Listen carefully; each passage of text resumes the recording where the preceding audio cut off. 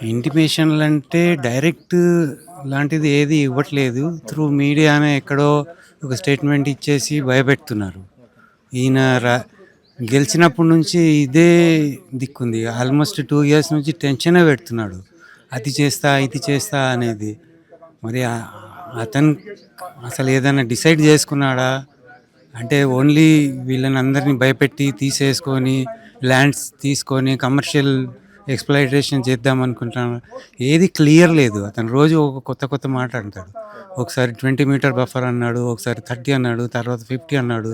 తర్వాత నాకు both side of river 1 kilometre కావాలనే స్టేట్మెంట్ కూడా ఇచ్చాడు.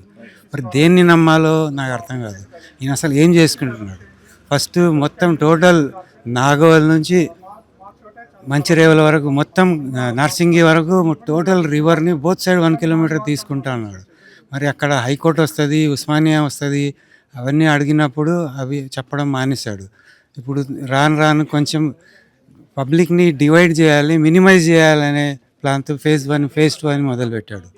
వ్యతిరేకం వస్తుందని, ఇది జన ఆందోళన కాకూడదనేది చిన్న దాన్ని ముక్కల కింద చేసి ఇప్పుడు ఓన్లీ మధురిజి వాళ్ళని తీస్తా అని అక్కడ నోటీసులు ఇచ్చాడు. అంటే ఫస్ట్ ఎక్కడో స్టార్ట్ అయిందంటే, వాళ్ళ మనుషులు ఎవరో ఒప్పుకున్నారంటే, ఆ కోర్టులో పోయి వీళ్ళు ఒప్పుకున్నారు, వీళ్ళు అడ్డొస్తున్నారని కోర్టు ద్వారా చేద్దాం అనుకుంటున్నారు. మొన్న మంచిరేవులలో చేసినట్టు. ఆ పాత గవర్నమెంట్ పర్మిషన్ ఇచ్చి, ఏ గవర్నమెంట్ పర్మిషన్ ఇచ్చినా మరి అది తప్పు లేనప్పుడు, మా కాలనీ పర్మిషన్లన్నీ అప్రూవ్డ్ ప్లాన్స్ ఉన్నాయి కదా, ఇది ఎట్లా తప్పు అయింది? ఇది బఫర్ జోన్ ఎట్లా తయారైపోయింది? అసలు రివర్ బఫర్ జోన్ ఏంటి? మీరేమైనా చెరువు ఏమైనా కడుతున్నారా? అప్రూవల్ తీసుకున్నారా సెంట్రల్ గవర్నమెంట్ దగ్గర? పెద్ద చెరువు ఏమైనా కట్టాలని హైదర్ షా గోడ్ బాపు గారి దగ్గర, అందులో మా ఏరియా మొత్తం మునుగుతుందని కొత్త ప్లాన్ ఏమైనా వచ్చిందా? సీక్రెట్స్ ఏమైనా ఉంటే బయట పెట్టాలి కదా. చేస్తున్నప్పుడు ఆల్రెడీ అనేక అక్రమ కట్టడాలు ఇప్పుడు మూసి నదిలోనే ఉన్నాయి. వాటిని డెమాలిషన్ చేయకుండా కేవలం ఒడ్డు పైన ఉన్న మీ వాటికి ఎందుకు రావడం జరుగుతుంది ప్రభుత్వం? అసలు ఇప్పుడు స్టార్టింగ్ హైదరాబాద్ పేరు మీద మూసి లోపల ఉన్నాయి కొందరిని తీసేసి ఎక్కడో పాత గవర్నమెంట్ కట్టిన ఇళ్ళలో షిఫ్ట్ చేశాడు.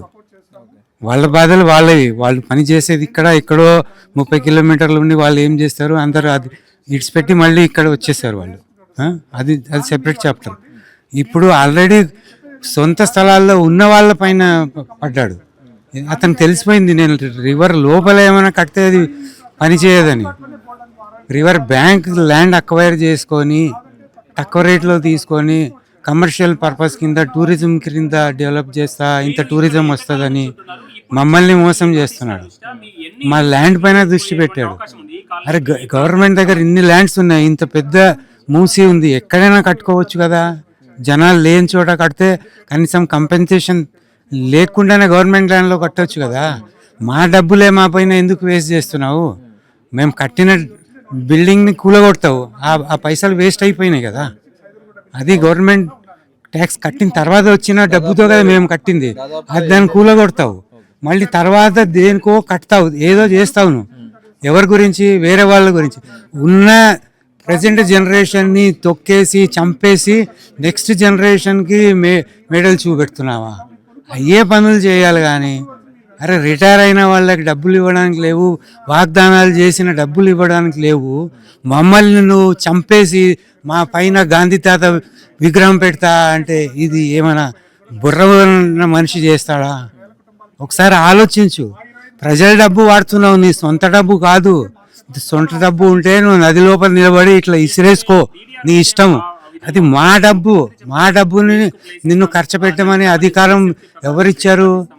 ఏదైనా మా మేలుకు చేయాలి నువ్వు, అంతేగాని నీ మేలుకు కాదు, పార్టీ మేలుకు కాదు. ఫ్యూచర్ జనరేషన్ అని ప్రజెంట్ జనరేషన్ని చంపేస్తావా? నేను ఈ 67 ఏజ్లో నేను ఎక్కడ పోయి వేరే ఇల్లు కట్టుకుంటా? మళ్ళీ ఇల్లు అయ్యే వరకు నేను వెతుకుంటానా? నువ్వు గ్యారంటీ ఇస్తున్నావా? చెప్పు. యమధర్మరాజు నీకేమైనా ఇచ్చాడా గ్యారంటీ ఇవ్వమని? నా కొత్త ఇల్లు కట్టే వరకు నేను బతుకుతానని? అరే ప్రశాంతంగా సచ్చినివ్వయా మాకు. ఈ టైంలో ఎందుకు ఉసురు తెచ్చుకుంటున్నావు? నాశనం అయిపోతావు.